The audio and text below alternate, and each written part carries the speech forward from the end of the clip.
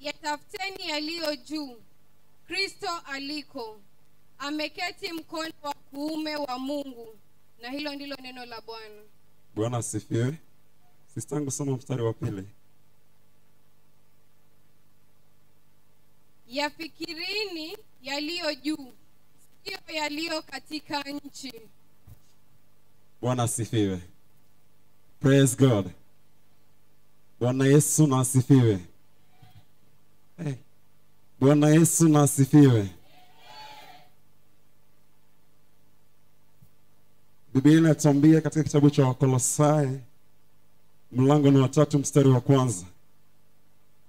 Biblia inatuambia kwamba tuyatafakari maneno yaliyo juu, tutamani maneno ya kule juu mbinguni. Bwana asifiwe. Tusiangalie maneno ya ulimwengu. Bwana asifiwe. Praise the living God. Inakuwa kwamba inamaanisha kwamba kuna mtumishi mmoja kwa anaandikia wana wa Kolosai kwamba tuwe tunatafakari maneno ya juu mbinguni, bali tusitafakari maneno ya ulimwengu. Bwana asifiwe. Ukiangalia most of time sisi tuliookoka tunapenda kuangalia maneno ya ulimwengu, tumekataa kuangalia maneno ya mbinguni. Bwana asifiwe. Licha ya kwamba unapata ya kwamba wewe umekuwa ukihitaji matamanio yako wewe mwenyewe, lakini hautaki matamanio ya Mwenyezi Mungu. Bwana asifiwe. Praise the living God. Wanasema ya kwamba tutafakari maneno yaliyo mbinguni, tusiyatafakari maneno yetu sisi wenyewe. Praise the living God. Lakini sisi tumekuwa watu wa kutamani vitu vyetu sisi wenyewe. Tumekuwa watu wa kusema ya kwamba tumeokoka, lakini bado tuko na vizinzi fulani ambazo tunafanya. Bwana asifiwe. Praise the living God. Biblia inatuambia kwamba kama umekufa na kufufuka pamoja na Yesu Kristo, fanya yale maneno Yesu Kristo anataka. Bwana asifiwe. Lakini sisi tunasema ya kwamba tumeokoka, lakini tuko na vitu vingine ambavyo tumejiwekea wenyewe. Bwana asifiwe. Kama umeokoka mpendwa, hauwezi kuwa msengenyaji. Kama umeokoka mpendwa, hauwezi kuwa mwenye vitina. Bwana asifiwe. Kama umeokoka mpendwa, hauwezi kuwa mwenye ubinafsi. Praise the living God. Lakini watu wengi tunasema ya kwamba tumekufa pamoja na Yesu Kristo, tumefufuka pamoja naye, lakini matendo yetu haziendani. Bwana asifiwe. Praise the living God. Je, mpendwa wewe umeokoka? Na kama umeokoka na mjua Yesu Kristo kama mwokozi maisha yako, do you do the Lord want you to do? Praise the living God. Ama wewe ni mtu ambaye unakuwa na ubinafsi mwingi. Wengi wetu tumekuwa na ubinafsi. Wapendwa, ukisema kwamba mpende Mwenyezi Mungu, hata mimi huwezi nipenda. Ama ukisema kwamba unanipenda mimi, mimi nampenda Mwenyezi Mungu, unatudanganya. Praise the living God. Tunapenda kuwa na vitu zetu za ubinafsi, lakini hatutaki kutafarikia Mwenyezi Mungu. Bwana Yesu asifiwe. Bwana Yesu asifiwe. Ubinafsi. Tunasema tunamjua Mwenyezi Mungu, tunamtafuta Mwenyezi Mungu, lakini hatutendi mapenzi yake Mwenyezi Mungu anavyotaka. Wewe umeokoka na mjua Mungu, lakini vitina wewe hujaiachana nazo.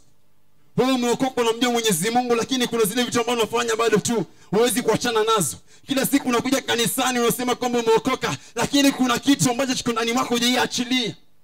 Bwana pepe sifa. Praise the living God. Wewe uko wapi? Kwa sababu Biblia inatuambia kwamba kama umeokoka, umekubali kufa na Yesu Kristo na kufufuka pamoja naye, do the way Lord wants you to do. Bwana asifiwe. Kama vijana tunasema kwamba tumeokoka, tunamjua Mwenyezi Mungu, lakini kuna vitu fulani ambazo tuko nazo. Ile unasema kwamba hii mimi ni yangu, mimi binafsi. Hii atafanya namna gani siwezi achana nayo. Hii ni yangu tu, mimi tu, ni yangu tu. Nimeokoka ndio, lakini kuna kitu ambacho siwezi achana nacho. Bwana asifiwe. Unasema kwamba umeokoka, lakini kuna jambo lingine unasema kwamba hili hata kama nimeokoka siwezi acha usengenyaji. Mpendo, hujaokoka mpendo. Kama umeokoka maanisha kwamba umeokoka. Praise the living God. Bwana Yesu asifiwe. Kwa sababu unasema kwamba kama umeokoka, do the one Lord wants you to do. Praise the living God. Bwana Yesu asifiwe. Ukiendelea hapo chini natuambia kwamba tumeokoka, lakini tuko na usengenyaji. Tumekuwa na zile vitu ambazo tuko nazo sisi wenyewe. Wengi wetu tuko na ubinafsi fulani, tunajigamba, tunasema kwamba mimi kama Kristo nisipoenda church hizi endelea. Bwana asifiwe. Chunga. Bwana asifiwe. Chunga. Kuna watu wanasema kwamba sitaenda kanisani kama Pastor Bosco yuko, sitaenda kanisani. Mpendo wa Pastor Bosco ana mbingu atakupeleka, lakini atakuonyesha mahali pa kwenda mbinguni. Bwana asifiwe. Wengi wetu tunakuja tukisema kwamba Pastor Arthur ndiye atatupeleka mbinguni. Pastor Arthur atakupeleka mbingu, lakini atakuonyesha njia ya kwenda mbinguni. Bwana asifiwe. Wengi wetu tumekuwa na kusema kwamba tunaenda kanisani kwa sababu jambo fulani. Ati leo unaenda kanisani nione brother Simio amevaa namna gani. Bwana asifiwe. Ama unakuja kanisani kuona brother Paul leo hii atapiga dress gani. Ama tunakuja kanisani tukisema kwamba leo kwa sababu praise and worship team wamekuwa na mingaro. Wacha nende nione leo unapiga mingaro gani. Bwana asifiwe. Bwana Yesu apewe sifa. Kama umekufa pamoja na Yesu Kristo na kufufuka pamoja naye, do you do the way Lord wants you to do? Bwana asifiwe. Like if you're supposed to do the way the Lord wants you to do, wewe ni mfanyakazi ama wewe ni mtendaji kazi? Bwana asifiwe. Kwa sababu you're supposed to know this. Kuna tofauti ya mfanyakazi na mtendaji kazi. Bwana asifiwe. Wewe mwenyewe jiulize uko wapi. There's a difference ya mfanyakazi na mtendaji kazi. Lakini wengi wetu tunakuja kanisani hatukui watendaji kazi, tunakuwa wafanyakazi. Bwana asifiwe. Kwa sababu tunakuja kanisani kwa sababu kanisani iko kama kawaida tu. We're just coming. Yesu anatuambia kwamba you don't know the day and time that will come. Bwana asifiwe. Wengi wetu tukiangalia simu zetu, kwa tunazicharge 24 hours. Ikizima moto hata kama iko na moto, tumeweka kwa simu, tumeweka kwa moto. Kama ina credit, umeweka credit. Kama ina ni bundles, umeweka bundles. Without those things, simu haiwezi fanya kazi. Bwana asifiwe. Lakini wewe mwenyewe you're not ujichochoe wewe spiritually. Ujicharge, lakini you are able to charge your phone but you cannot charge yourself. Bwana asifiwe. Uko na hari, yani uko na radhi ukesho kwa online atila asubuhi, lakini huwezi kuomba hata dakika 5. And then you're saying that you know God, you love God. Do you love God? Bwana asifiwe. Inasema kwamba kufa pamoja na Yesu Kristo na kufuka pamoja naye. Do you do the way Lord wants you to do? Bwana asifiwe. Watu ibada asubuhi. Do you do the Lord wants you to do? Ama tumekona leo binafsi. Tumeambiwa kwamba breaking the limits. Breaking the limits mpendo lazima unyenyekee. You cannot break the limit kama hujanyenyekea. You cannot break the limit kama umjui Mwenyezi Mungu. You cannot break this limit if you don't know God properly. Bwana asifiwe. Breaking the limit is not easy. Lazima ujitoe. Bwana asifiwe. Kwa sababu Biblia inasema kama ile ushakufa pamoja na Yesu Kristo, kuna watu walikuwa watu watatu, Shadrach, Meshach na Abednego. Hao walisema ya kwamba hata ufalme afanya namna gani sisi tutakufa na Yesu Kristo. Bwana asifiwe. Na waliweza fanya vile, mtu wa nne aliweza kuonekana mahali pale. Mpendwa, ukikufa pamoja na Yesu Kristo, there's a fourth man who will come to your life. Bwana asifiwe.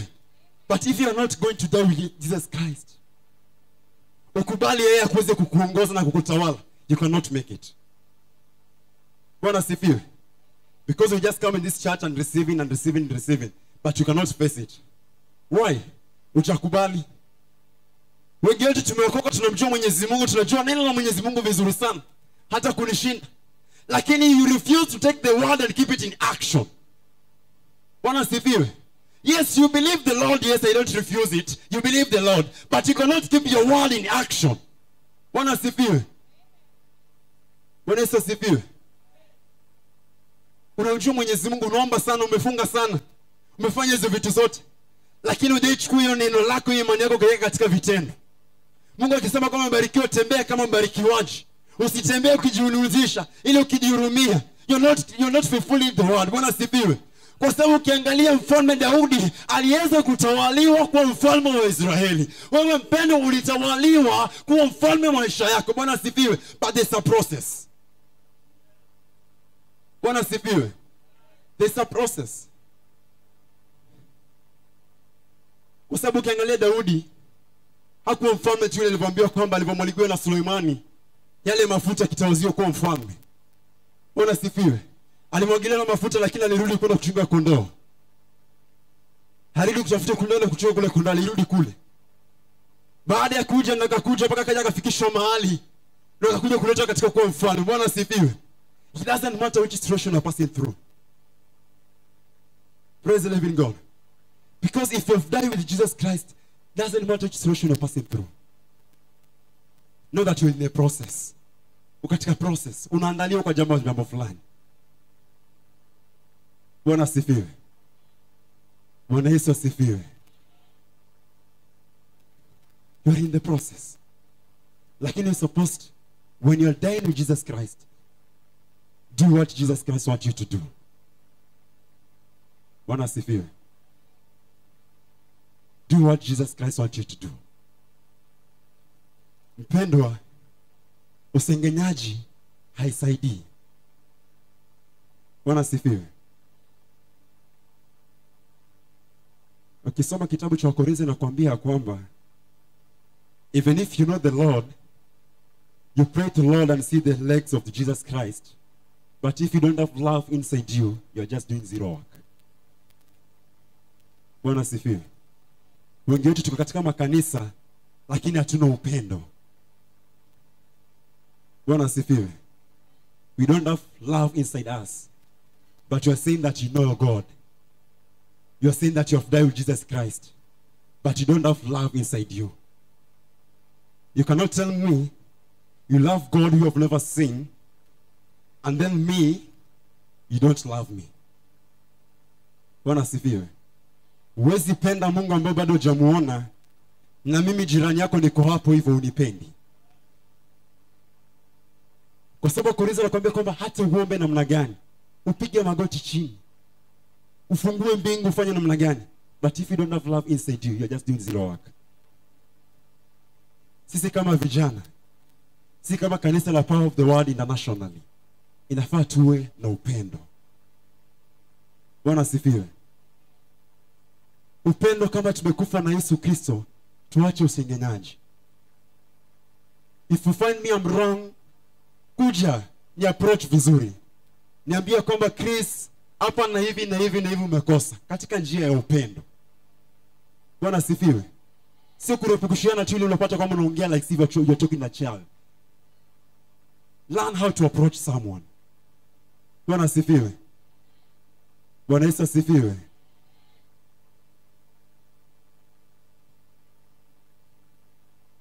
If you have died with Jesus Christ and rise with him, do you do the way Jesus Christ wants you to do? Bwana asifiwe. Bwana Yesu apewe sifa. Open with me in the book of James, chapter 4, verse 6.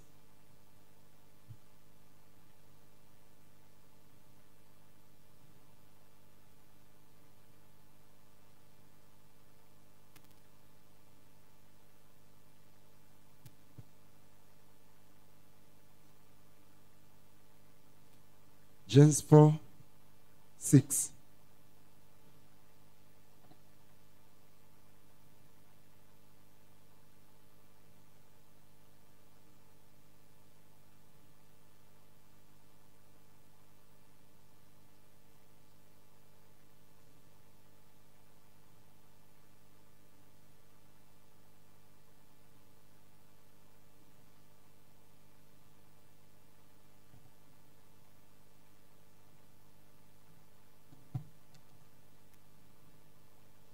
Yakobo mlango ni wa 4, mstari ni wa 6. Lakini hutujalia sisi neema iliyozidi. Kwa hiyo husema, Mungu huwapinga wajikuzao, bali huwapa neema wanyenyekevu. Bwana Yesu asifiwe. Bwana Yesu apewe sifa. Mungu hutujali na kutupatia neema. Bwana asifiwe. Bwana Yesu apewe sifa. Mungu utujali na kutupatia neema. Huchukia wanaojibeba. Bwana asifiwe. Ni mara ngapi sisi tumekuwa watu kujibeba? Bwana apewe sifa. How many times umekuwa mtu kujibeba? Mungu amekuinua, amekuwa katika kiwango cha juu, lakini wewe unajibeba. Mungu anasema kwamba anachukia mtu mwenye kujibeba, lakini anainua mtu mwenye kunyenyekea. Bwana asifiwe. Wewe jiulize, are you the one ambaye unajibeba juu bila kunyenyekea? Ama ni mtu mwenye kunyenyekea? Bwana apewe sifa. Mpendo, ukisema kwamba ujibebe, Mungu hawezi tembea na wewe. Kwa sababu tunaona kwamba wewe umefika. Wewe unaweza fanya kivyako wewe mwenyewe. Hawezi kuja kati. Bwana asifiwe. Lakini ukijishusha chini, Mungu anakuja na kuinua. Bwana asifiwe. Hello. Are you the one that unakuanga humble before God? Or are you the one ambaye unapenda kujinua? Bwana asifiwe. Yes, umebarikiwa, sijakataa. Umebarikiwa. Lakini hiyo baraka uko nayo sio yako, ni ya Mwenyezi Mungu. Bwana asifiwe. You're supposed to be humble with it. Because if you cannot be humble with it, God atakuja kupokonya hiyo kitu kwa sababu sio yako. Bwana asifiwe. Lakini wengi wetu tunasema kwamba hii ni yangu. This is just mine. Even if you do what, this is just mine. It's not yours. Ni ya Mwenyezi Mungu. Humble yourself before God, so God can akubebe juu. Ndio maana Yesu alikuwa anasema kwamba ufalme wa mbinguni ni kama watoto wachanga. Have you asked yourself why Jesus Christ said like that? Bwana asifiwe. When Jesus Christ said that ufalme wa mbinguni ni kama watoto wachanga, have you ever asked yourself that question? Because mtoto mchanga Paulo sasa yuko mchapo, mwite baada ya dakika 5 atakuja, si ndio? Lakini sasa chapa yuko mmoja hapa. Hata mimi Kristo yuko ni chapa, tutachukiana naye karibu mwezi mzima kwanza. Bwana asifiwe. Be humble. Kuwa mnyenyekevu. But kama huwezi kuwa mnyenyekevu, Mungu hawezi tembea na wewe. Kwa sababu Mungu atembea na wenye viburi. Praise the living God. Praise the living God. Hata amen huwezi sema. Bwana asifiwe. Even amen huwezi sema. Kuna mtu ambaye kwa makadara saizi anagonjeka, anakosa hata hiyo pumzi ya kuweza kuongea, lakini Mungu amekupatia uwezo wa kuongea, hata kusema amen huwezi sema. Bwana asifiwe. Ama wao wenye wanavyosema kwamba Chris, wekesa umezoeana na Chris, you are just taking him as a normal person, si ndio? Bwana asifiwe. Simiu. Wenye wanavyosema na Chris hata kusema amen huwezi sema. You're not saying amen for me, my brother. Bwana asifiwe. It's not for me, it's for your God.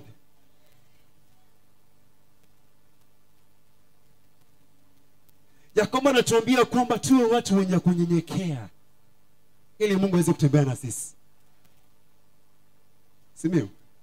Usiponyenyekea hata uchije ucheze hapo uimbe namna gani, if kama utavunjika, hapa nyumba itakuwa inaenda South Africa, ingine inaenda Zanzibar. Bwana asifiwe. Kunyenyekea.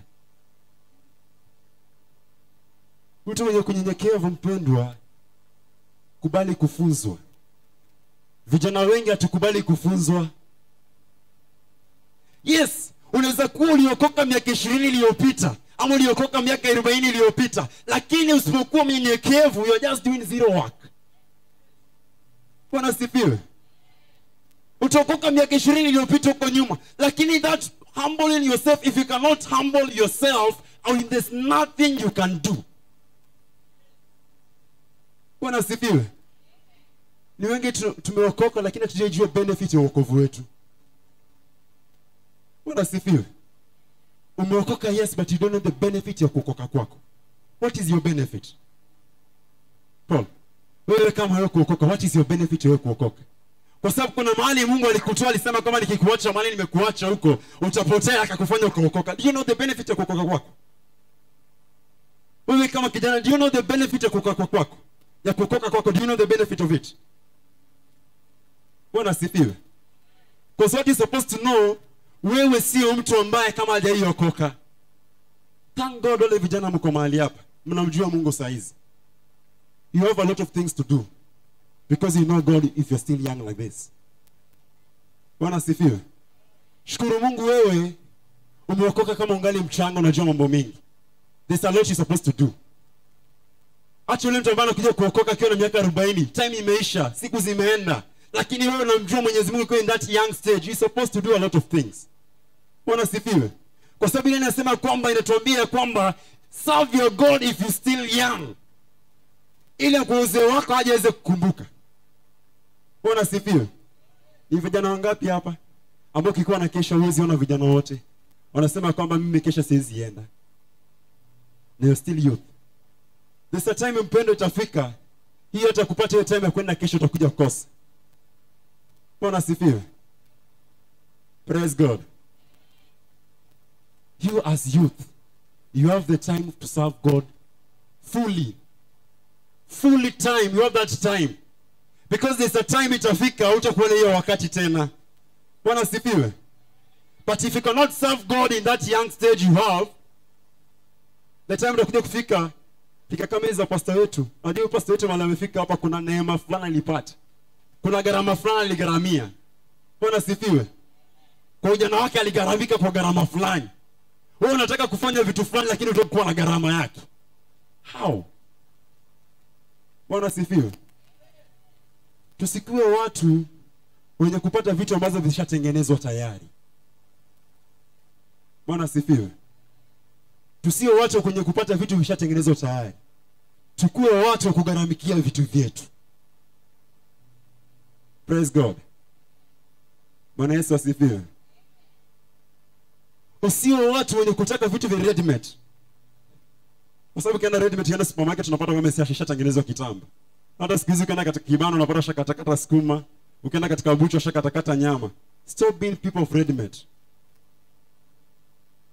Kuwa watu wenye kuwa watu kutengeneza vitu na process yake. Praise God. Yeye unafika maana anajiuliza mbona mimi sibarikiwi? Mtu anakuja kanisani siku 2-3 amebarikiwa. Wewe unajiuliza kwa nini mimi siwezi kubarikiwa? Because you like ready made. Hiyo ni kwa sababu unapenda vitu vya ready made. Ndio maana utakuja hapa kanisani utaomba miaka nenda miaka rudi, you're not breaking anything because you like ready made.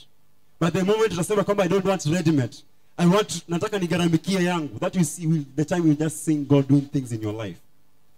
But if unakuwa mtu wa ready made, wewe unataka kitu chatengenezwa tayari. Unaona Simiyu akiimba vile, unajua anaongea nini akiwa peke yake, anafanya nini akiwa peke yake. You want to sing like Simiyu. Unajua gharama gani alikuwa amegharamikia. Bwana asifiwe. You want to be like someone else. Unajua nini alikuwa anagharamikia kuwa vile alivyokuwa vile. You just want ready made. Bwana asifiwe. Vijana wenzangu, tukose kuwa watu wenye ready made. Unaweza kuwa kiongozi, unataka uongoze kama Paul anavyoongoza. You don't know what he's doing to himself. Unaweza kuongoza na kuongoza. Wewe unadecide kusema kama I want to be like Paul. Do you know what Paul is doing in his life? Do you know what he's praying in his secret place? Bwana asifiwe. Vinavyokuambia kwamba omba kwa siri, Mungu atakujibu kwa wazi. There's a reason. But most of us tunapenda tu ready made. Kama vijana, you need those ready made things. Hautaki kustruggle. Ukiambia tufanye namna, tutaki kustruggle. We just want things zishatengenezwa tayari. Bwana asifiwe. Wewe unataka kushughulikia kitu, wewe unataka kitu ambacho ishatengenezwa. Ile ishatengenezwa na unataka uje uchukue tu utengeneze tu. Kwa sababu ishatengenezewa. Kulikuwa na gharama. Bwana asifiwe. Unaweza pata mtu amesimama hata alivyosimama hivi kuna gharama yake kwa nini kasimama. Wewe ulivyosimama hivi kuna gharama. Lakini watu wengine hawajui. Bwana asifiwe. What is supposed to know, there's power and authority in your hands. Wewe ndio uko nazo mwenyewe. Because when you know yourself as you, there's nothing can be possible to your life. Bwana asifiwe. But most of time we don't know, hatujijui, hatujielewi. Unaweza pata mimi kama Chris sijui nina kitu gani ambacho Mungu aliweka ndani mwangu. I don't know myself. But I'm asking myself like najua kama mimi kama Chris but sijui nini Mungu aliweka ndani mwangu. But the moment you know who you are, you'll do wonders. Bwana asifiwe. Bwana apewe sifa. Know yourself mpendo.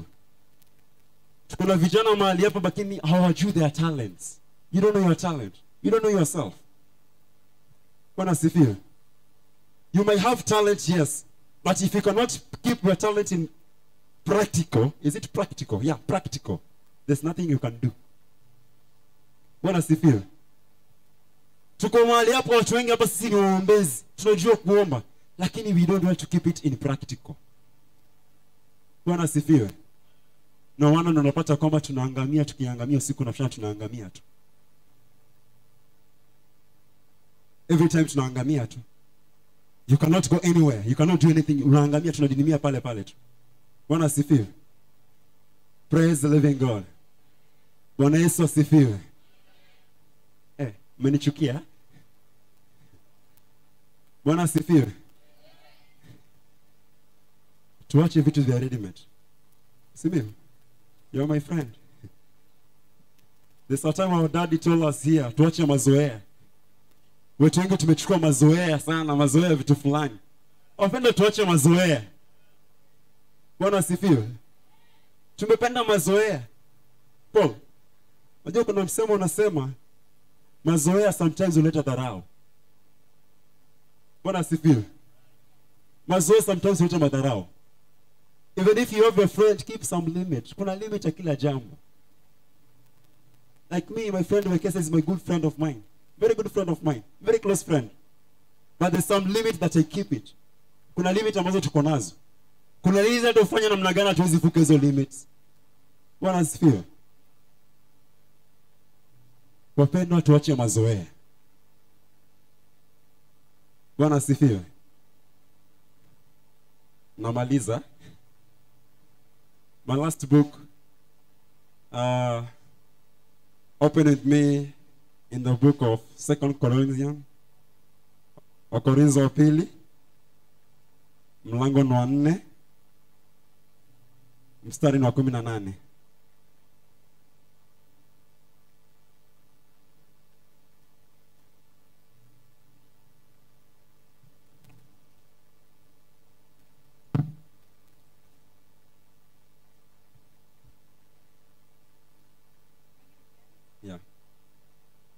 Wakorintho wa pili mlango ni wa 4 mstari ni wa 18. Nasema, tusiviangalie vinavyoonekana bali visivyoonekana, kwa maana vinavyoonekana ni vya muda tu, bali visivyoonekana ni vya milele. Bwana asifiwe. Masista, rudie hiyo 18 peke yake. Please rudie tu 18 peke yake. 18. 4:18. Yeah.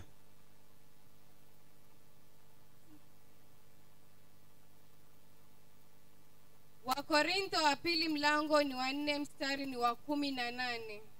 Inasema, tusiviangalie vinavyoonekana bali visivyoonekana. Bwana asifiwe. Bwana Yesu asifiwe.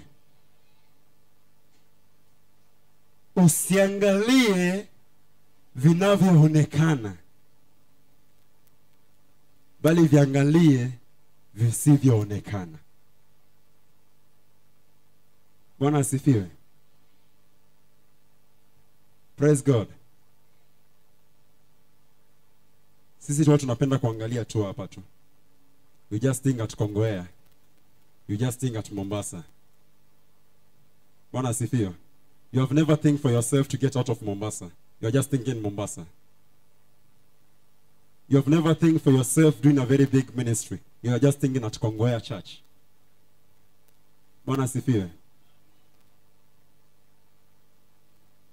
I'm going back to say that Mali lianzia kwamba you can have faith, my mom, but if you cannot keep your faith in action, hiyo kitu huwezi ifanya. Bwana asifiwe. Yes, you can have faith. Uko na imani kabisa. Umekuja hapa kila siku naomba. Wiki mzima uko mahali hapa, uko na hiyo imani. Lakini if you cannot keep that faith in action, then there's nothing you can do it. Tusiangalie tunazoziona na macho zetu, bali tuangalie mambo makubwa. Bwana asifiwe. If you don't have a job, have faith of having job. Take yourself, if you have a job, you'll find a job. Bwana asifiwe. But if you're taking yourself saying that I don't have my job, I don't have job, let me just sit there, I don't have job, I don't have job, actually can't do without a job. My friend, there's nothing you can do. Hiyo bado unaangalia ambavyo unaona kwa macho yako. Bwana asifiwe. Kwa sababu kisoma kuna kitabu kinatuambia kwamba ulipozaliwa Mungu alikujua before anybody knows you. Sivyo? Tena nataka kukuambia kwamba God has good plans of your life. Sivyo? Because what I know, you cannot ask your dad mkate akakupa jiwe.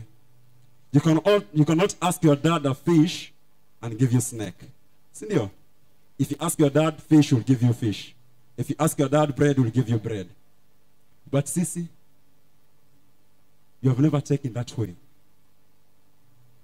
Tunaangalia tu vitu ambazo tunaviona katika macho zetu, lakini hatuangalii yale makubwa. Kama ni kijana uko mahali hapa, if you don't have a vision in your life, where are you going? Sio vijana peke yake, all church. If you don't have a vision, kama una vision, maono ya maisha yako, hauko mahali sawa. Bwana asifiwe. Because vision carry everything. If you don't have vision of something, you cannot achieve it. Na kama umeamua kufanya kitu, don't do things because someone will see you. Usifanye kitu kwa sababu mtu atakuona. Do it in a perfect way as you. Because you is just you. The grace that you are carrying is not the same grace Chris is carrying. Praise God. Do as you. Don't just stay, usione vitu tu kwa mtazamo wako. Angalia kwa mtazamo mwingine. See things in spiritually. Praise God. See things in spiritually. Don't just see things in a normal way.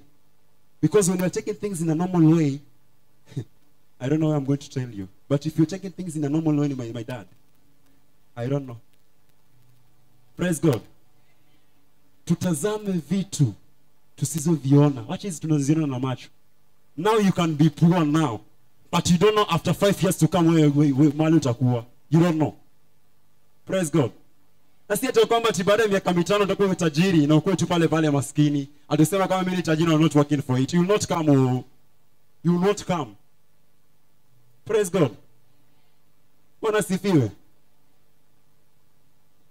Haitakuja. Don't see things in a normal way. See things in spiritually. Spiritually, inafaa kuwa mwombezi. Bwana sifiwe. Kwa sababu kwa Biblia ukiangalia, ukisoma Biblia yako vizuri, watu wengi wanakuwa wanashinda vitu na watu ambao kwa naomba. You'll be a very nice singer, but if you don't pray, there's nowhere you are going. Praise God. You'll be very, very, very nice Christian, but if you don't pray, there's nowhere you are going. Praise God. You'll be very nice. You'll be a very nice preacher, but if you cannot pray, there's nowhere you are going. Bwana sifiwe. Kwa sababu anasema kwamba everything that starts with praying, everything that starts with prayer, ends up in powerfully, very powerfully. Whatever thing that you start by praying, mwisho wake inakuanga mkubwa sana. But when you're going to, ukianza kitu bila maombi, don't expect hiyo kitu iishe na nguvu. Bwana asifiwe. Tusiangalie vitu kwa mtazamo wetu sisi wenyewe. Tuangalie vitu in spiritually. Every time keep yourself burning. Bwana asifiwe. Angalia leo wenzetu wa Islamu. Kwa siku wanaomba karibu mara 5. Lakini sisi hapo hivi, hata hiyo kuomba mara 3 ni ngumu. Bwana asifiwe.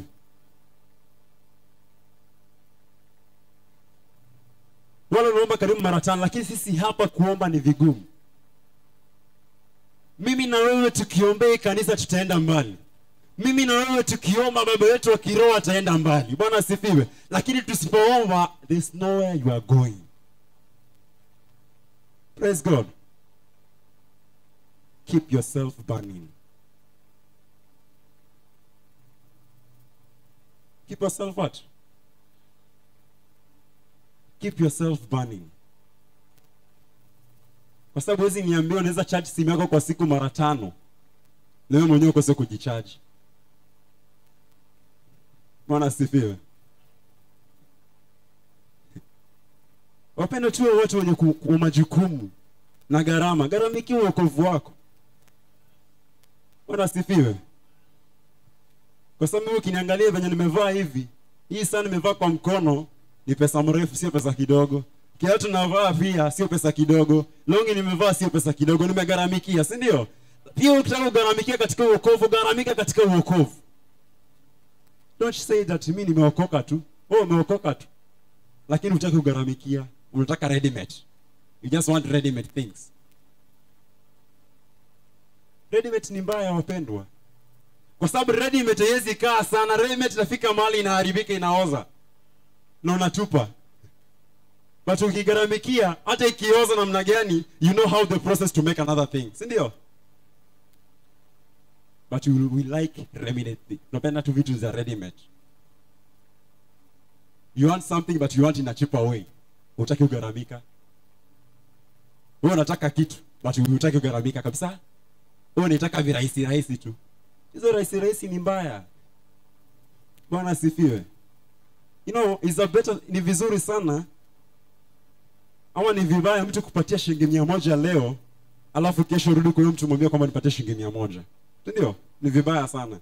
Lakini ukiambia mtu wa kwamba let me show you to make money so that you can make your money, that person akirudi kwako tena paka kuwa pana guts za kutosha. Si ndio?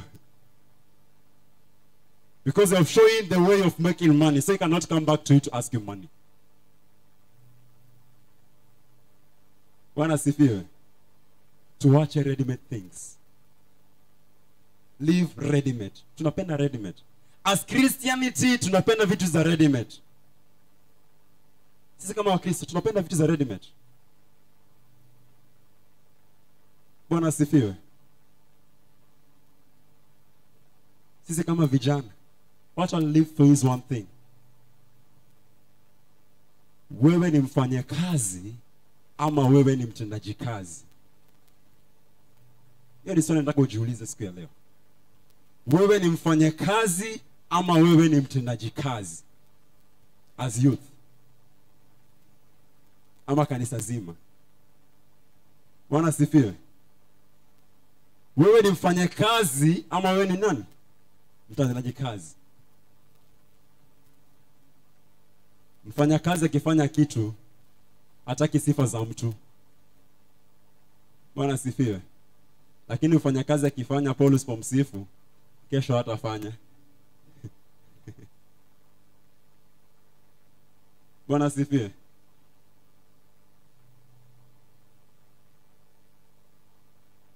Keep in your mind knowing that God is already blessed. Mungu alikubariki kitambo. Ulibarikiwa kitambo. But wewe hutaki kugharamikia. Bwana asifiwe. Hata Yesu mwenyewe pia alijua he had the power and the authority of do everything. But alienda katika process. Praise God. I think nimefika tamati. I'll wake up my dad, Reverend Bosco, to finish up kufikia hapo. Tumpigie makofi anapokaribia.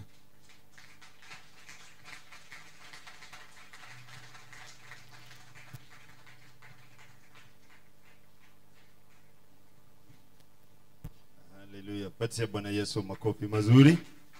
Nasema patia Bwana Yesu makofi mazuri. Haleluya. Haleluya. Mwambie jirani yako kwa nini hutaki kupiga makofi. Hebu muulize. Haleluya. God bless you. Kwa nini hataki kupiga makofi? Hebu muulize. Haleluya. Mwambie neno ni yako, usikasirike. Haleluya. Bwana Yesu asifiwe. Mwambie usikasirike, neno ni yako, Mungu amekuona. Bwana Yesu asifiwe. Wengine wanaweza sema, mbona namna hiyo? Lakini hivyo hivyo. Bwana alikuwa anataka hivyo. Bwana Yesu asifiwe.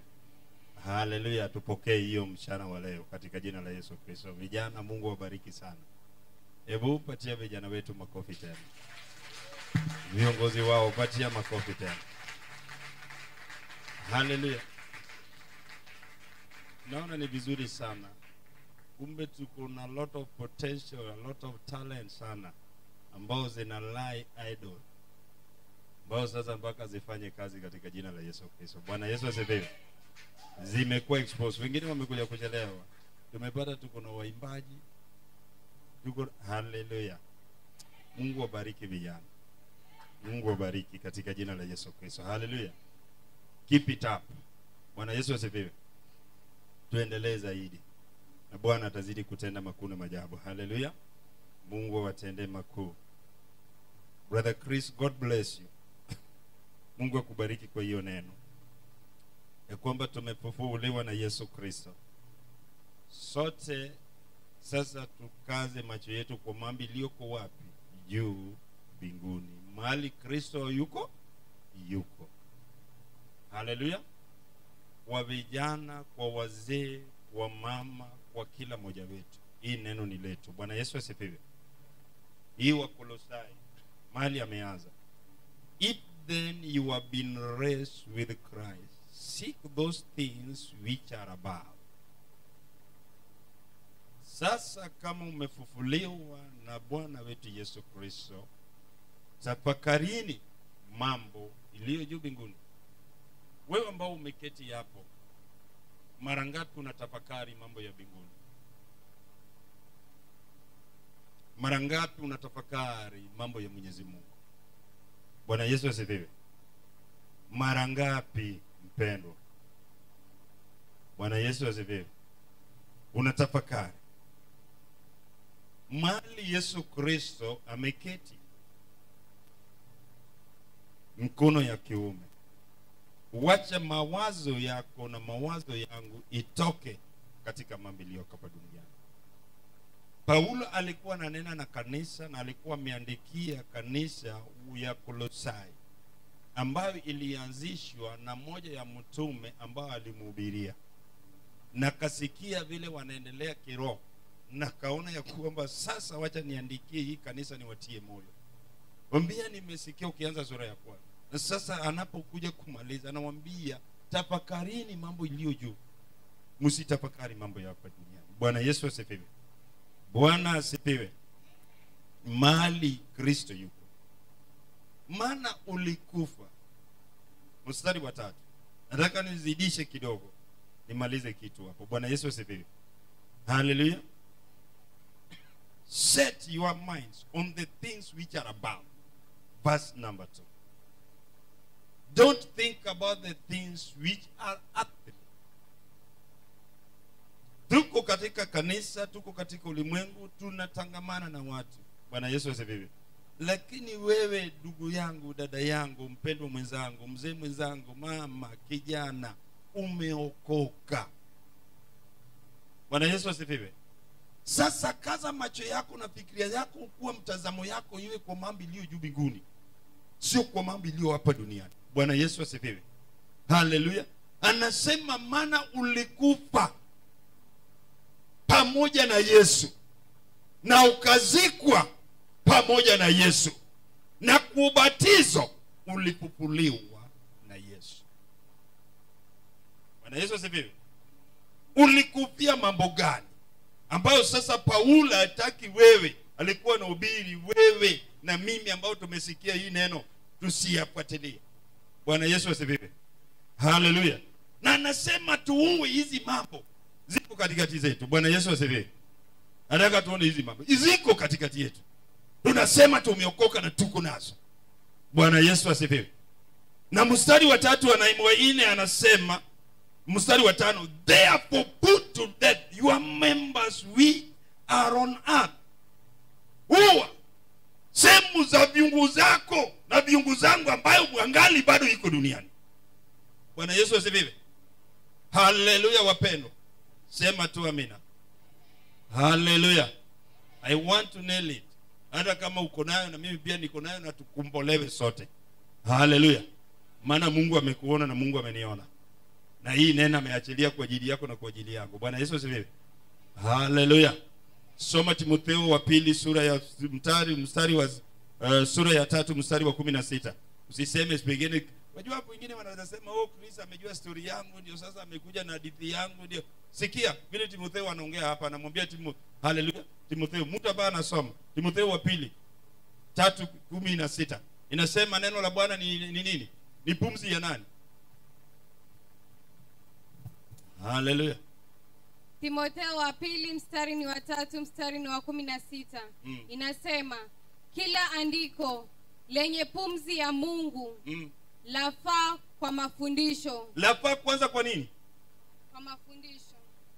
La pili, na kwa kuwaonya watu makosa yao. Kuwaonya watu makosa yao. Kila ndiko ni pumzi ya Mwenyezi Mungu. Yafaa ya kwanza kwa kufundisha na kunifundisha. La pili, kukuonya wewe makosa yako na makosa yangu. La tatu, na kwa kuwaongoza. La tatu, kukuongoza. Inakuonya, inanionya tuwache matendo mabaya. Haleluya. Kila neno. Na kwa kuadibisha katika haki. Na kuhakikisha na kurekebisha na tuwe katika haki njia za Bwana.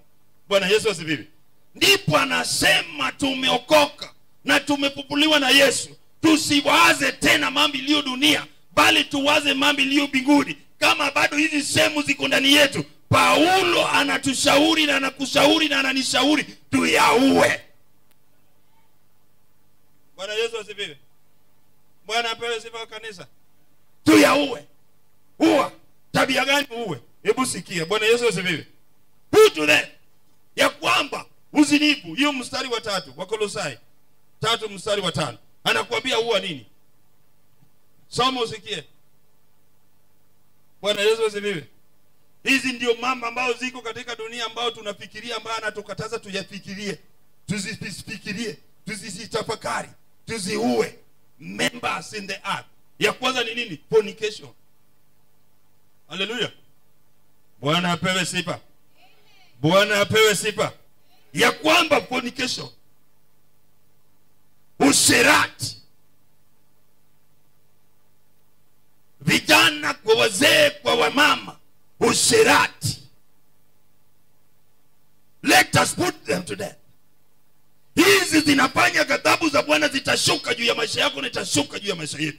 Anatuambia tusiyawaze, tusiyatafakari, tuyaue mambo kama haya. Bwana Yesu asifiwe. Tuko tunacheza, tunaimba, tunafanya kila kitu, lakini usherati tunayo. Bwana Yesu asifiwe. Haleluya.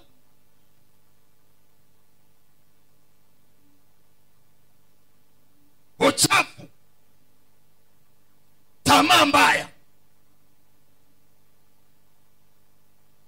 Umeokoka lakini mahali umekaa maneno ambayo hata unasema maneno ya dhihaka ambayo haifai, lakini huku unasema nimeokoka. Bwana Yesu asifiwe. Bwana pewe sifa. Tamaa mbaya. Kiona maisha ya mtu inaendelea, wewe uko tu na wivu. Taki amani. Let us put them to death. Bwana Yesu asifiwe. Evil desire. Ambaye anamaliza, hizi ni ibada ya sanamu. Ukiwa na ushirati, ukiwa na tamaa mbaya, ukiwa na wivu, ukiwa na nasa, hizo ni kama ibada ya sanamu. Unabudu miungu mingine. Bwana Yesu asifiwe. Haleluya. Bwana apewe sifa. Upendo ulikufa na ukazikwa na Yesu Kristo na ukafufuliwa na Bwana wetu Yesu Kristo. Kwa nini tena uregee pale? Paulo anamwambia wa Korintho, unakuwa ni kama jibu ambao anatapika na tena analamba tena. Bwana Yesu asifiwe. Juzi nikaongea na mama hapa, nikawaambia ya kwamba hata hiyo itakikani sikiki kwa nani? Kwa Mkristo. Maneno hii ambayo anasema ya usherati isisikiki hata kwa kinywa yao. Bwana asifiwe.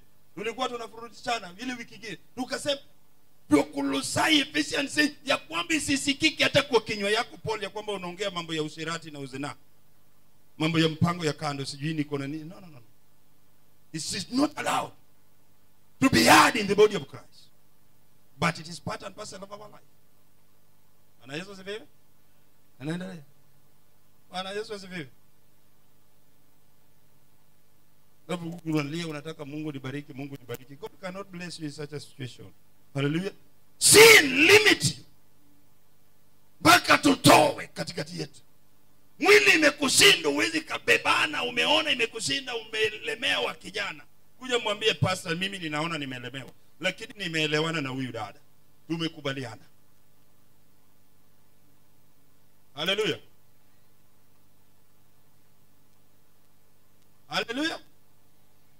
Uwezi, usiniambie unaweza. Hiyo ni mafundisho nilifundisha kwa mama, ni ya wachache. Hallelujah.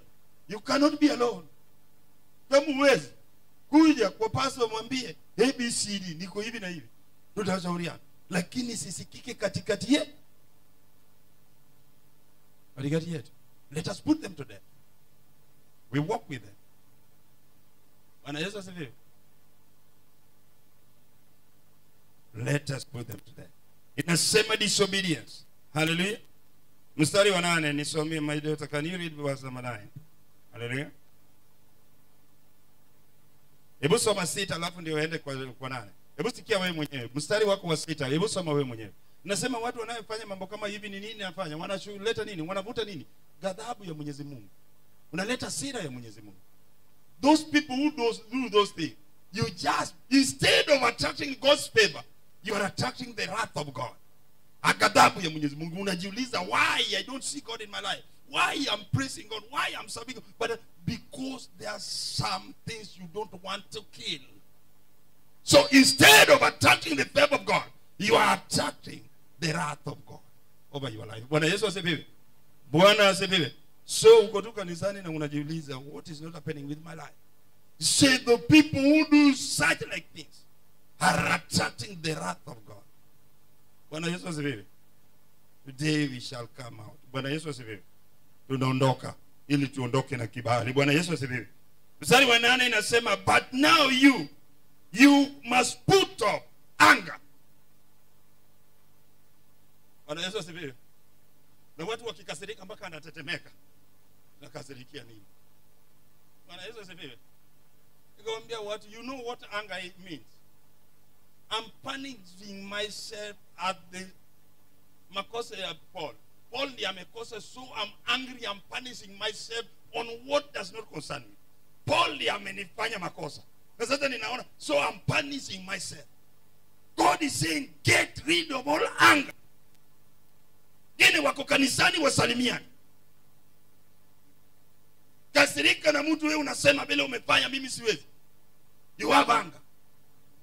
Kill it before he kill you. Destroy it before he destroy you. Hallelujah. Jamaa akaniambia kuna hallelujah. Kuna jamaa mmoja mdosi akona pesa. Sasa tycoon. Akona hasira sasa zile mke wake amemkosea, sasa tumemekosiana na analia. Sasa sina kitu, anachukua 100,000 anakata karatasi hizi hadi hapo ndio amemaliza hasira yake. 100,000. Sasa amekosana na mke mpaka juu amefika climax, sasa anachukua 100,000 anarua. Haleluya. Bunda mzima ya 100,000 anarua kama karatasi. Hivyo Bwana Yesu asifiwe. Haleluya. Mwingine pia tajiri jamaa akaniambia akaenda katika nyumba yao nyanya akaona kienda na nyumba ni kubwa anapata tu masani za plastiki. Akauliza kwa nini? Kwa sababu huyu kijana wetu akikasirika anachukua wardrobe yote na vyuma na angusha chini. Sasa waliona dawa, sasa tununue za plastiki. Bwana Yesu asifiwe. Bwana asifiwe. People anger is bad. Me, I was an angry person. Ask my wife. Bwana Yesu asifiwe. Until I come and understand, will punish you. Bwana Yesu asifiwe. Will punish. But God deal with me slowly by slowly until I deal with my anger. Hallelujah. Hadi nifanye nini siku hizo utaona kama nimekasirika. Eza kuangalia TV na ninacheka na ninaenda. Bwana Yesu asifiwe. Liza mke wangu yuko hapa atakwambia. Yeye anaweza kupatia shida yangu vizuri. Bwana Yesu asifiwe. Hallelujah. Naweza fikiri pengine mimi ninadanganya. Hallelujah. Anga puto. Wengine kwa sababu hiyo ndio shetani anatumia kulini. Anajua tu Paul. Hapa ninaona breakthrough inaenda kuja katika hiyo uhusiano ambao wanaendelea nayo. Anasababisha kitu kati ya Paul na huyu walikuwa wanaendelea vizuri. Labda Paul anakasirika all of a sudden anafanya takataka zingine yote. Nasema to hell. Hallelujah. So ile breakthrough ambayo ilikuwa inakuja sasa anga yako imekukosa sasa siwezi kaona ile breakthrough. Umebaki sasa unalia. Bwana Yesu asifiwe. Anga puto every anga. Bwana Yesu asifiwe. Katika jina la Yesu Kristo. Hallelujah. Ghadhabu. Rap. Bwana asifiwe. Tuondoe na usabasi. Hii ndio pepo ambayo mbaya inasumbua kanisa. Chuchu. Leo umeona pastor. Leo umeona haleluya. Sasa vile wakina Lilian wameact namna hii. Kuna wale ambao wamekaa tu wao umeona vile walikuwa wanajifanya katika hiyo hata vile walikuwa wanajifanya. Hiyo itakuwa kanda. Bwana Yesu asifiwe. Hao wanatukuza Mungu. Hao wanamsifu Bwana. Haleluya. Chungu usitoke na utasa kanisani mwa Bwana. Chunga. Milika akatoka na utasa, akaona Daudi anasifu mpaka kazi inaanguka. Akaona wewe mfalme mzima. Hivi ndio vile unaweza kujifunua. Mungu akamwambia kwa sababu umeongea kuhusu mtumishi wangu. Alikuwa anatupozea leo. Hautapata mtoto. Milika mke wa Daudi aliyopewa na binti wa Solomon. Akafuata usabasi. Pepo chafu. Wewe kila kitu kizuri mpaka kupata makosa. Ni roho ya wivu. Taki kuona wenzao wakiendelea. Hallelujah. Chunga watu ambao hata kama umevaa vizuri na ndio mfikia hata ataweza kuona leo unapendeza mama. Hallelujah. Unasikia tu unasikia anajifanya. Na ukikuja na kitambara pia yeye anafanya nalala. Yeye hawezi kuvaa. Lakini vile umevaa vizuri, hawezi hata kukuja kuambia kwamba Paul leo umefanya vizuri. Unasikia tu vile kule usabasi. Put to death. Pepo tuwe. Vijana tuwe, wazee tuwe, wamama tuwe. Hii pepo imeshika kwa mama sana. Mtaani kwa plot. Wewe unajua vile hao wanateseka. Hii kama wanateseka basi kama Mungu amekusaidia si wasaidie. Kusaidia pia utaki kusaidia. Na mdomo umeweka kama cheriko. Sasa unataka nini? Put to death. Mwambie jirani yako ua. Simuulize siwe pia hii imekushika. Hebu muulize, si imekushika?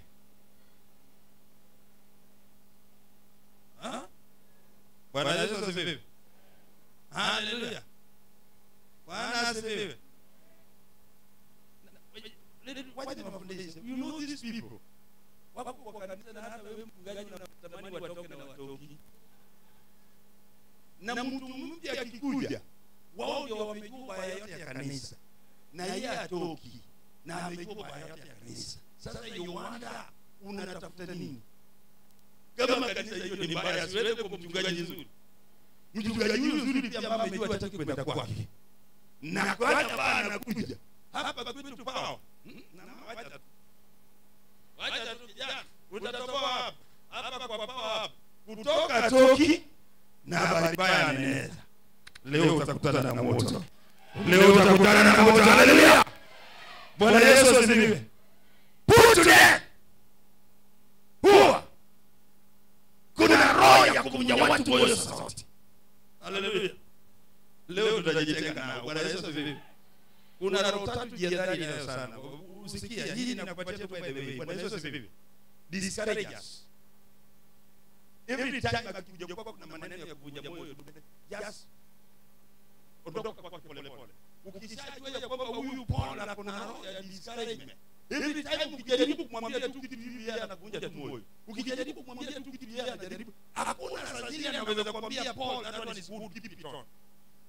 Ukijaribu tu kumwambia kitu yoyote, yeye sasa zote anakuvunja. Awe hata ni mke wako, hata ni mume wako, hata ni rafiki yako, sasa ukishajua ya kwamba yeye anatumiwa katika discouragement, just mpende tu upepo wa Yesu Kristo dini naye hekima. Toka kwa watu kama hao. Alafu distractors. Vijana, Bwana Yesu asifiwe. Naomba mnisikie. Distractors. Watu ambao sasa unataka focus na Mungu anataka kupeleka mahali Bwana amekulegea. Wanakuja kudistract you. Unaenda mahali kwingine. Sasa hivi utakuja back to your senses. Ile kitu Bwana alikuwa kutendesha ondoka. Be very careful. Tena they are very lovely. Wani watu wapenda sana unafikiri watalia pamoja na wewe, lakini they are distractors. Be very wise. You cannot know them easily unless you have the secret of discernment. Hallelujah. They die and tell you we are crying with you.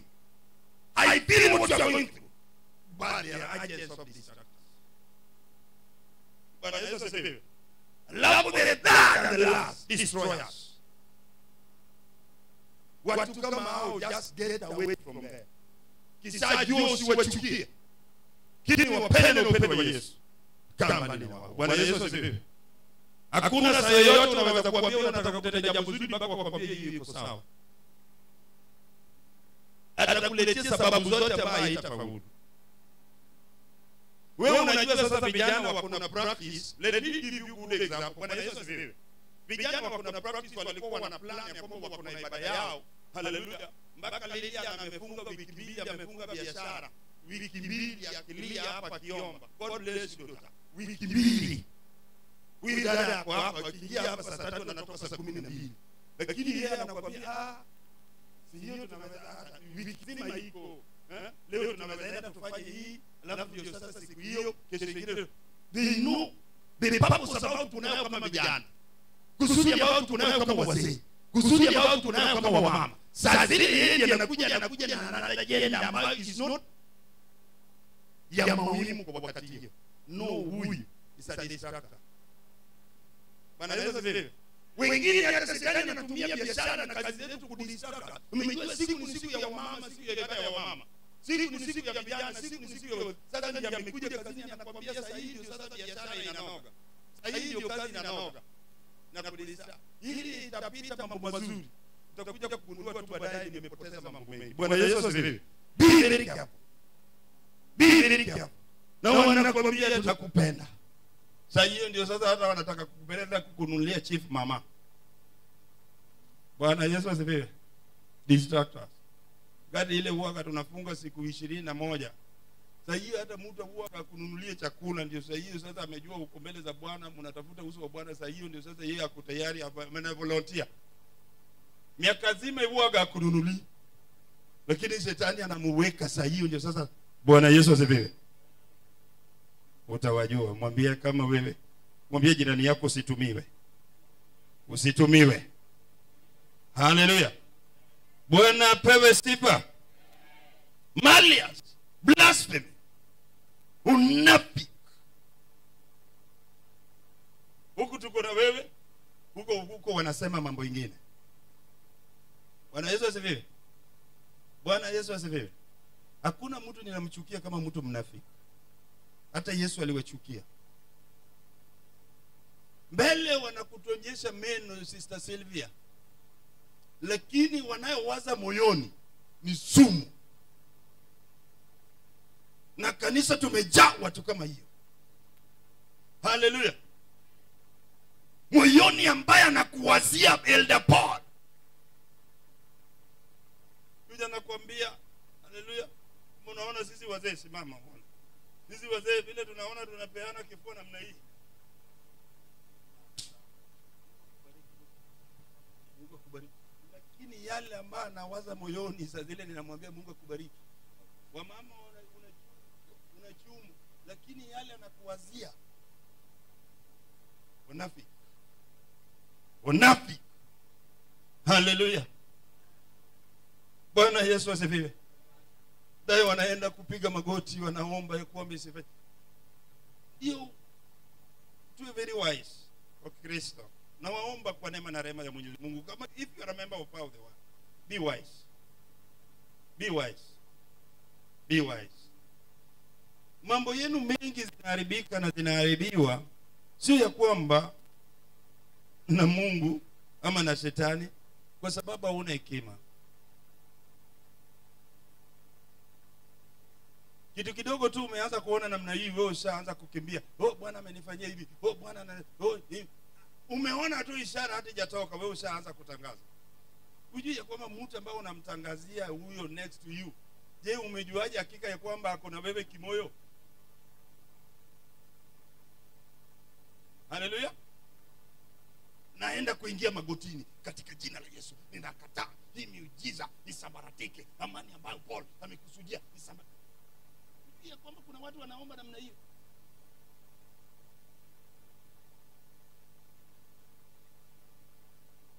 Haleluya. Ama pastor, I'm telling you. Sifikiri kila mmoja anaomba ya kwamba wewe uinuliwe mchungaji. So wewe unaona ishara tu kidogo hivi unaanza kutangaza. Tulia mwanzo, kama iko kuja kwa mchungaji, sitangaze tu. Ndio unaona kidogo tu mambo ile uliotangaza. Unashangaa nini? Holy prayer. Leo katika jina la Yesu Kristo. Haleluya. Kama uliombea mtu, inua mikono yako unasema Bwana unisamehe. Na kuanzia leo hakuna mtu ataomba kinyume na mtu yeyote hapa. Itafaulu. Ukiomba itabackfire kwako. Itaboomerang. Itakuregelea. Katika jina la Yesu. Hapa tunataka tusherekee tu Yesu peke yake. Yesu peke yake. Akitendea mtu tunakuja tunasherekea tu Yesu peke yake. Bwana Yesu asifiwe. Joeli utawajua siku ile Mungu amekutendea miujiza, ndio ukianza kuambia kwamba Bwana naona amenyamaza tu. Unajua tu. Kumbe wewe umeniweka hivi. Nakaa tu moyoni. Usimkasirikie, unakaa na sasa unajua. Katika jina la Yesu Kristo. Tu watu wanafiki. Paulo aliona unafiki kwa kanisa. Paulo aliona usengenyaji. Paulo aliona anasa. Paulo aliona ambayo iko. Bwana Yesu asifiwe. Wapendwa, to be very careful. Hizi ndio mambo ambayo shetani anatumia ili utuzuie tusiende katika mahali Bwana nataka tupeleke. Bwana Yesu asifiwe. Lugha chafu. Haleluya. Bwana Yesu asifiwe. We baraza, ile baraza mahali umejua, ile baraza ya pale nyumbani. Si unajua ile baraza? Bwana Yesu asifiwe. Mama saa 8 hiyo baada mkishafika sasa vyombo zishaoshwa, ile baraza mnaenda kukaa. Wazee wa makahawa, ile baraza wanaenda kukaa. Yale maneno. Haleluya. Sasa maneno ya dhiaki. Haleluya. Hata wanashangaa hapa, badala wavute kwa Yesu. Ndio hata marafiki zako wawezi kukuja. You have wonder why your friends cannot come to the church. Because wanaona yale saa zile wameanza kumwaga. Na wewe vile una support hizo maneno machafu. Nasema kama wewe uko pamoja na sisi sasa utatuambia tuende namna gani? You cannot affect us. You cannot change us. Maneno machafu. Bwana Yesu asifiwe. Haleluya. Nafika mahali mpaka ukinini hata kama wanaongea wanajua tofauti kati yako vile unaongea na vile wanaongea. Hata kama umeingia tu hivi kama walikuwa wanaongea maneno zingine wananyamaza. Lakini wewe uko pamoja na wao. Alafu nataka watu waone Bwana. We cannot. Hiyo limit leo mpaka tu huko nje. Bwana Yesu asifiwe. Bwana asifiwe. Haleluya. Na Chris amemalizia na kitabu ya Yakobo. Amesema kitabu ya Yakobo. Hii ndio imefanya watu wengi. Bwana Yesu asifiwe. Ambayo inashangaza watu wengi. Mchungaji Liki akaniambia nilipokuwa Concord, akaniambia bwana pastor, jamaa moja alikuja akatuuliza.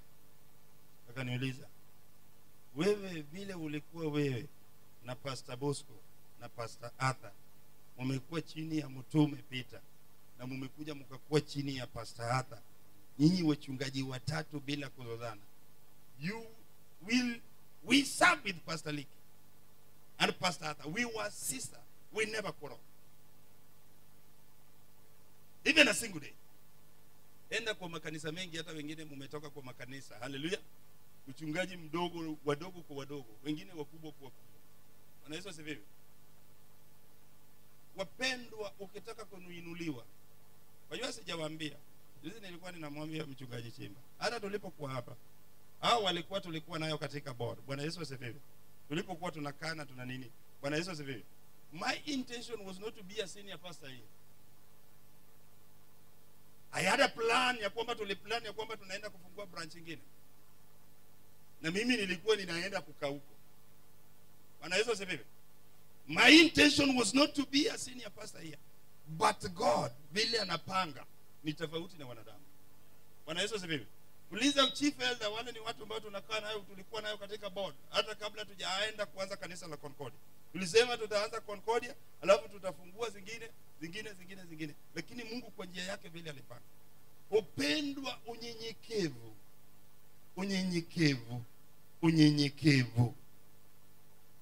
unyenyekevu imefanya hata watu waliokuwa wakujuu sasa umerudi chini, kwa sababu ulijiinua.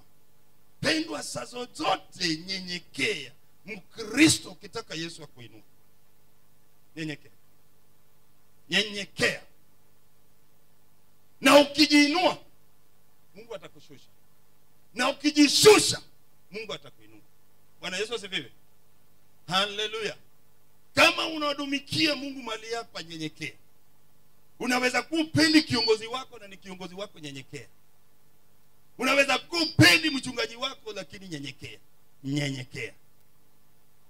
Amesema Mungu peana neema zaidi, na hii neema anapeana tu kwa watu walio nyenyekea. Bwana Yesu asifiwe. Bwana apewe sifa. Sisi tulikuwa tunahubiri, mchungaji wengi ukihubiri tu namna hii na ukiona tu kidogo tu namna hii, sasa unaanza kujiinua, unaanza kudharau mchungaji wako, unaanza kudharau viongozi wako, unaanza. Bwana Yesu asifiwe. Nasema yeye hawezi kaniambia kitu. Ndio mwanzo ya kuanguka kwako. Nyenyekea. Bwana Yesu asifiwe. Bwana apewe sifa. Sad to say, na mtumishi aliyokuwa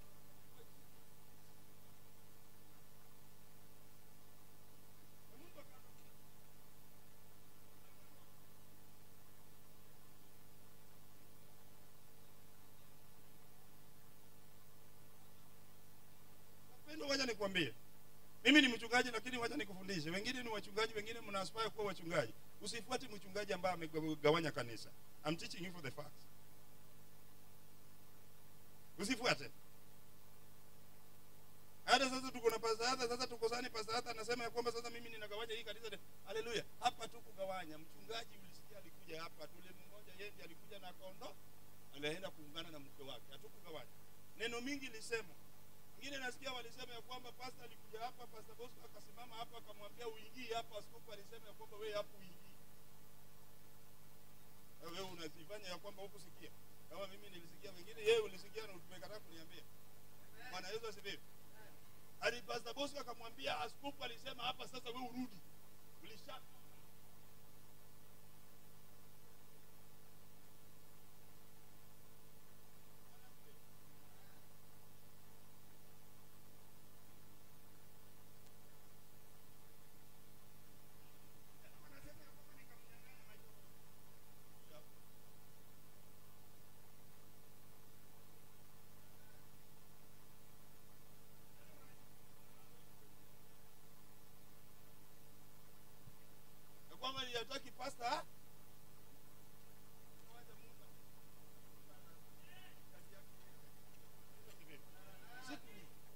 usifuate mchungaji yoyote hata kama anatumiwa na nini. Alafu another thing, let me teach you. Kama uko chini yangu, Simiu, nilipata habari yako, mtu yoyote asikuje hapa kukumia na nakwambia without my consent. If you are under me, you must tell me. Don't just walk. Ujui dhabao. Na kama uko chini hapa mchungaji yote kama mikuja mimi nikimwambia atawawekea mikono atawawekea. Sikimbie tu na kichwa yako. Wanaweza zile. Na kwamba umepata mchungaji kule nje anakuambia twende kwa kanisa yetu kuna mtumishi amekuja wewe. Kimbia tu na ukishapata mapepo huku usiniletee hapa. Sitaki. Sitaki kabisa. I'm warning you. Sitaki. Kama umeshaenda ukashirikishwa mambo huko, unaletea hapa. Bwana Yesu asifiwe. Maana ninajua. Ninapokuambia ninajua kwa nini nakwambia. Bwana Yesu asifiwe. Sio kila mtu ambaye anasema Yesu Yesu amemaanisha. Hata Shetani anasema Yesu. Unajui anatumia nini? Haleluya. Sisi kwa askofu alipokuja hapa alimwaga tu mafuta. Uliona akiweka kitu yote hapa. Nyinyi mnaosha hapa mamalizi lot of things.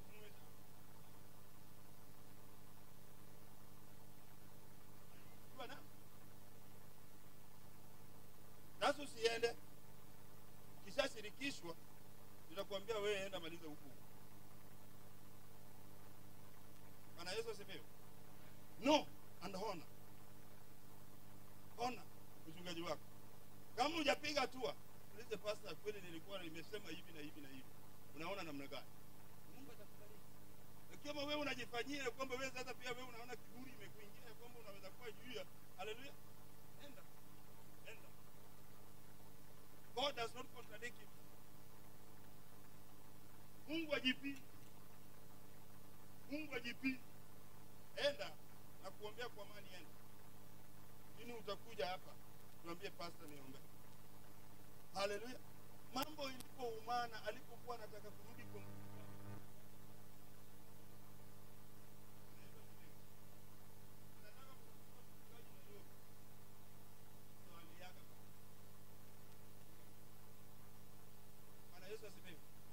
Kwa wengine tunabebwa na mambo ya utoto tu unaona kama no don't be carried. Pendwa tulia. Hii ni mambo za kiroho. Sio za kimwili. Haleluya. Sitembee tu hivi hivi. Sitembee tu hivi hivi mtu asikudanganye. I'm teaching you the truth. Na kama umekataa, siku moja utajua. Ugomba utajua. Ugomba ni ukweli. Na hiyo siku hiyo, lazima unajua ni ukweli, utakumbuka tu hii neno ya kwamba kulikuwa na mchungaji mwingine lakini alinikataza. Haleluya. Bwana asifiwe. Maana kuna watu wamechanganya doctrine. Wako na mambo za ulimwengu wamechanganya.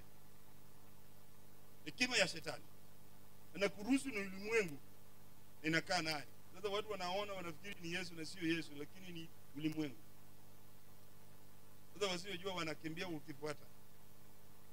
Nafikiri nimepata Mungu. God bless you. Wacha wanaofuata wafuate. Tutowe unafiki. Tutowe ndio unaona sisi tunafundisha neno la Bwana. Kile kitu ambacho inafundishwa kama mtu yeyote niliwaambia viongozi wote kama mtu anakuambia let it substantiate it in the word of God. Hiyo maneno ambayo umekuja nayo prove it to me in the word of God. Kama iko kwa maandiko wachana nayo. Hata kama anasema namna gani ni ukweli wachana nayo. Mwambie hiyo sitaki. Haleluya. Unafiki ya Wakristo ya mwili wa Yesu Kristo. Paulo anasema tuziue. Wacha tuwe watu wa kweli. Bwana Yesu asifiwe. Tutoe maneno machafu katika jina la Yesu Kristo. Haleluya. Ya tisa, let us not lie one to another. Na kuodanganya tu machukavu. Na niko kwa dhabau na ninakudanganya machukavu na ninakudanganya ninaona hii ni uongo. Let us not lie one to another. Let your yes be yes, no be no. Kristo tumejaa uongo. Mwanamke anadanganya mume wake, mume anadanganya mke wake, watoto wanadanganya wazazi. Let us not lie one to another. Lie is a tool of the enemy. Let us put it to death. Hallelujah. Kianza na uongo utaenda mahali wapendwa, utafika mwisho. Maana you cannot succeed with lie all the time. Unaweza danganya tu lakini ukweli itajulikana. Kweli ikijulikana uongo itajitenga. Wewe unadanganya tu, unajua unadanganya.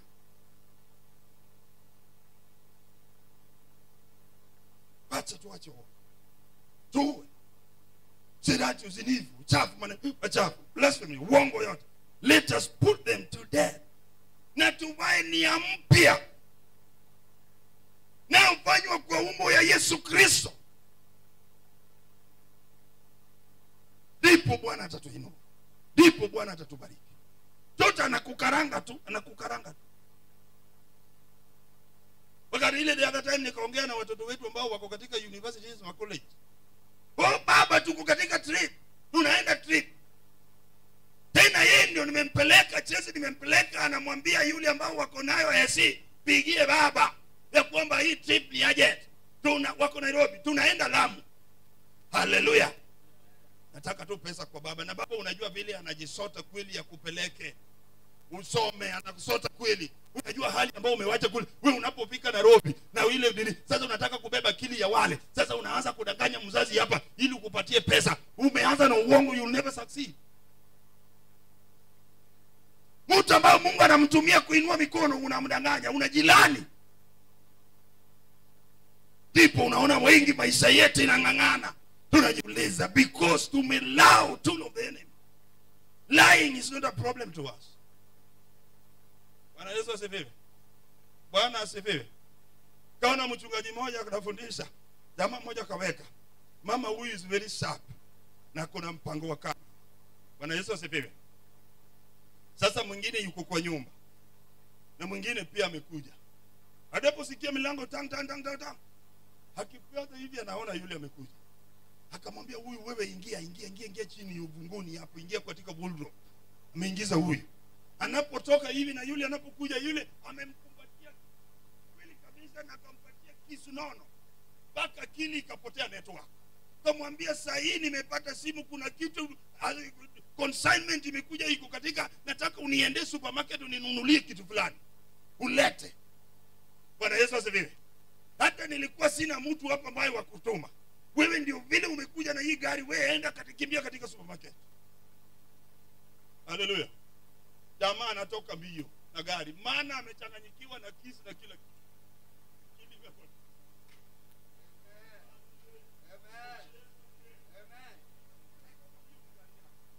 Namwambia wewe ondoka. Huyu anaondoka, anamwambia ondoka. Yule anaporudi namna hii na zile vitu, nimepata simu nyingine ninaenda mahali fulani.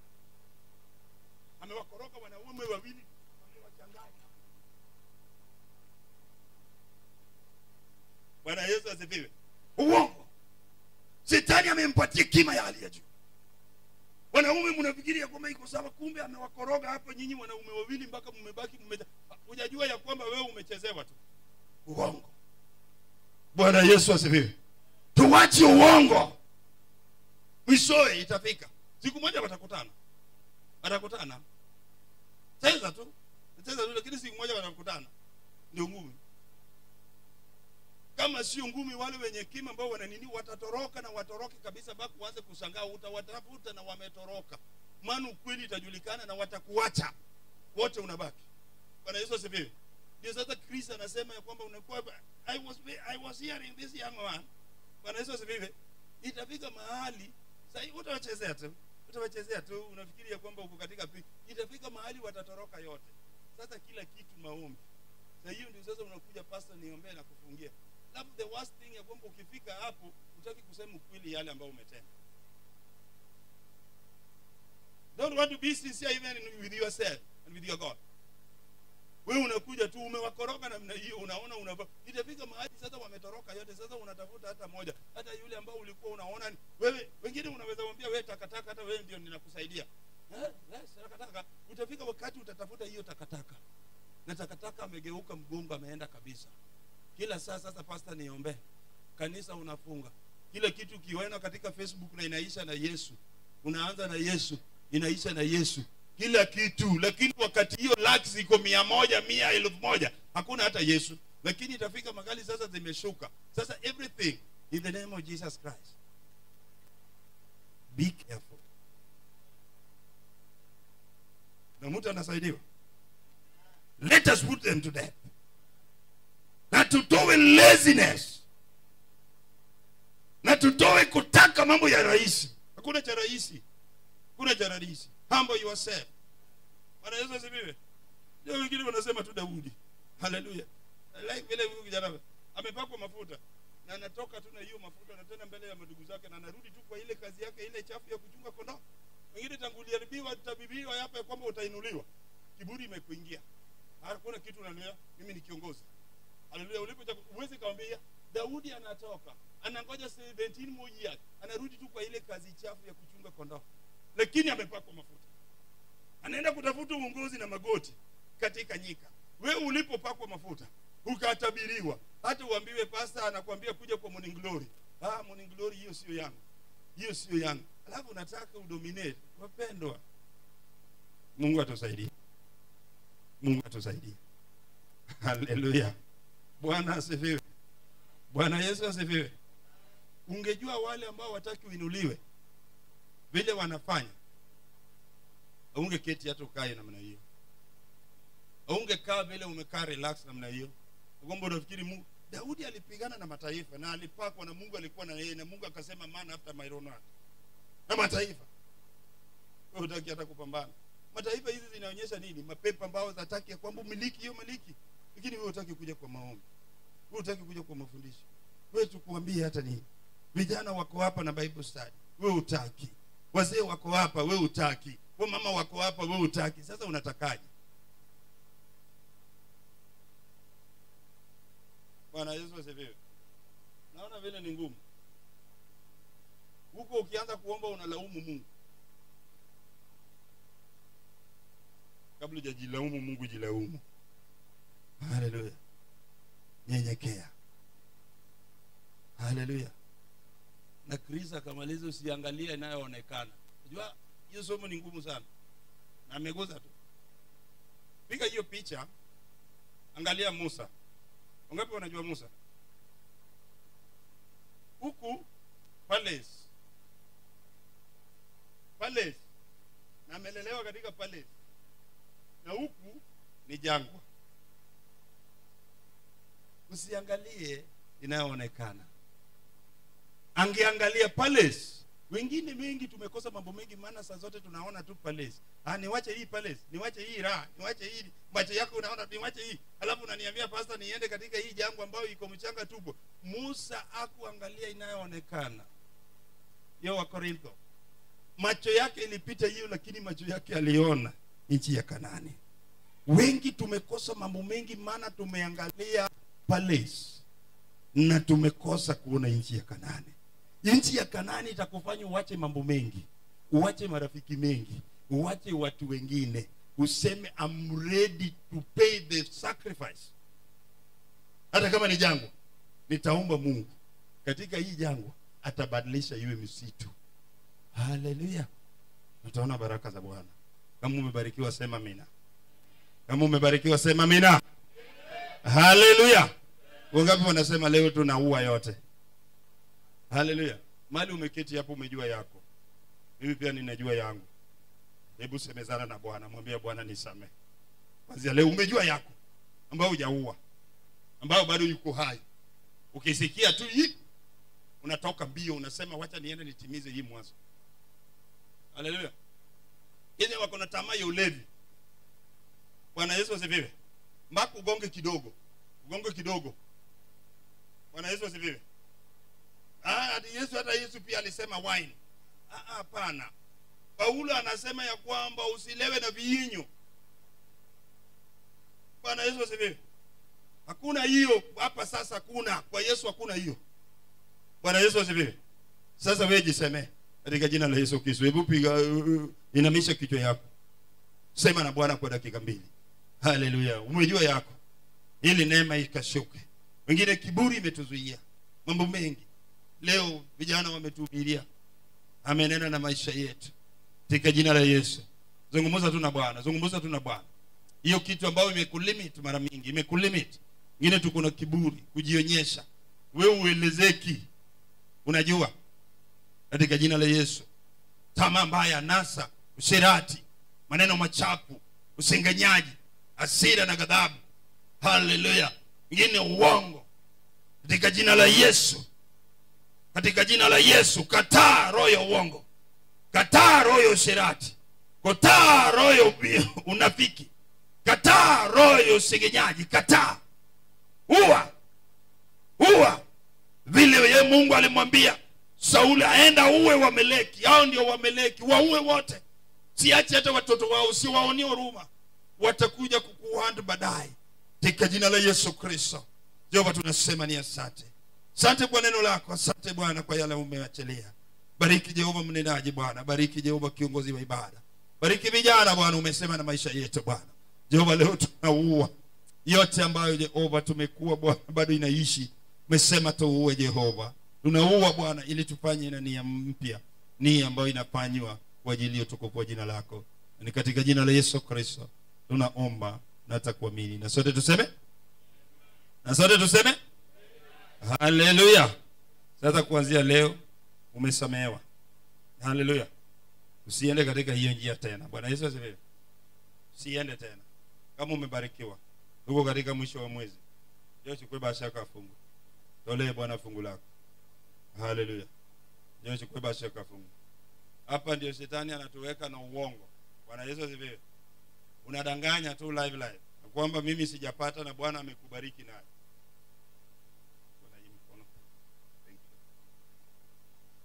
Sema sijapata na umejua umepata. Katika jina la Yesu Kristo. Siibie Bwana. Nataka kuona baraka za Bwana. Nataka kuona hiyo kazi ikithibitishwa. Katika jina la Yesu Kristo. Haleluya. Hiyo ni vizuri sana. Hiyo ndio vizuri. Neno ambayo inakuja taratibu hivyo. Sasa najua leo umepokea. Leo tumepokea. Bwana Yesu asifiwe. Bwana amezungumza na sisi vilivyo. Haleluya. Bwana asifiwe. Pendo Mungu ni mwaminifu. Wacha tu waseme wale wanaosema. Wao Mungu atawatumia na watabadilisha. Ukitembea kwa njia ya Bwana, Mungu atabadilisha. Bwana Yesu asifiwe. Unajua sisi ni wachungaji, huwa tunasikia mambo mengi na tunanyamaza tu. Haleluya. Na nyingine nakwambia, ukiwa hapa na umesimama, hao ambao wanasema watakuja usoni mwako na mbele yako wakiri wakisema kweli, tumeona Mungu wako katika jina la Yesu Kristo. Chukua sadaka yako iliyo nzuri. Haraka tumalize hii ibada. Haleluya. Mama Liz na my wife na Paul ya darini, leo nimeona vijana hapa wako na talanta ya kipekee. Waimbaji wako hapa wa ajabu. Bwana Yesu asifiwe. Waimbaji wako hapa wa ajabu. Bwana Yesu asifiwe. Hallelujah. God bless you. Sasa hiyo itabidi ya kwamba sasa tutengeneze ingine kwa ya vijana tu. Kwa ya vijana. Bwana Yesu asifiwe. Hallelujah. Na Bwana atatenda makuu. Chukua sadaka yako iliyo nzuri. Chukua sadaka yako iliyo nzuri. Nataka tumbariki Bwana katika jina la Yesu Kristo. Just take your wonderful offering. Wenye fungu wasonge mbele katika jina la Yesu Kristo. Ukiwa na fungu lako songa mbele. Tuombe. Haleluya. Punguza hizo mic kidogo. Thank you. May God bless you. O Jehova, naweka watumishi wako mikononi mwako Bwana. Jinsi ulionena mfalme na ukaamrisha, let there be light. Let there be light. And there was light, O God. I pray in the name of Jesus Christ of Nazareth. From today, O Jehovah, let your light, O God, shine upon this church, O God. Upon the business, the jobs of your people. In the precious name of Jesus Christ of Nazareth. As they obey you, O King of glory, Lord God of the impossible, let every limitation, O God, in the life of this young man, O God, be broken now. Financially, academically, O Jehovah, Lord, every limitation, O God, Oh, in the name of Jesus Christ, shall not prevail, O God. You spoke no word, no report. Raise, O Jehovah, form against our lives shall prosper. I pray in the name of Jesus Christ. Every, O God, bloodline powers to limit your success, to limit your career, to limit your victory. Today, under the anointing of the Holy Ghost, let them be broken now. And as you serve God faithfully, let God prosper your life. In the precious name of Jesus Christ of Nazareth. Lack shall not be your portion. Whatever you touch, O God, I speak, of Jehovah. I speak right now. I prophesy victory, O Jehovah. Victory, O my Lord. Victory in the name of Jesus Christ. Victory over this young man. Lord, I pray, let there be breakthrough in his life, breakthrough in his career, breakthrough in the name of Jesus Christ. Lord, arise and let his force of God scatter in the name of Jesus Christ. King of glory, O Jehovah, commit your daughter to you, O God. Jehovah, you commanded, let there be light, and God, there was light. I command from today, no darkness, no darkness, no darkness, no darkness, no darkness, no darkness. I command from today, let there be light. God of the impossible, I pray from today, Lord, every oath, every agreement, every covenant, in the name of Jesus Christ of Nazareth, let it be broken now. Let it be broken now. Let it be broken now. Let it be broken now. God of restoration, restore, restore, restore, restore every spiritual misalignment right now. Be broken now. Be broken now. Be broken now. Be broken now. Be broken now. In the name of Jesus Christ.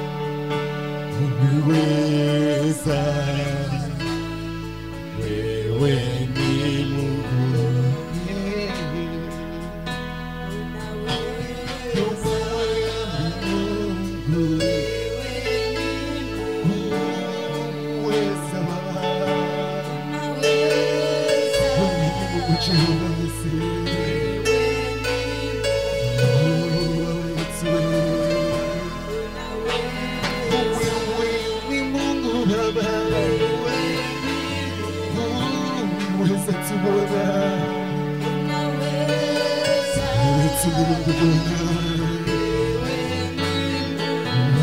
Yes,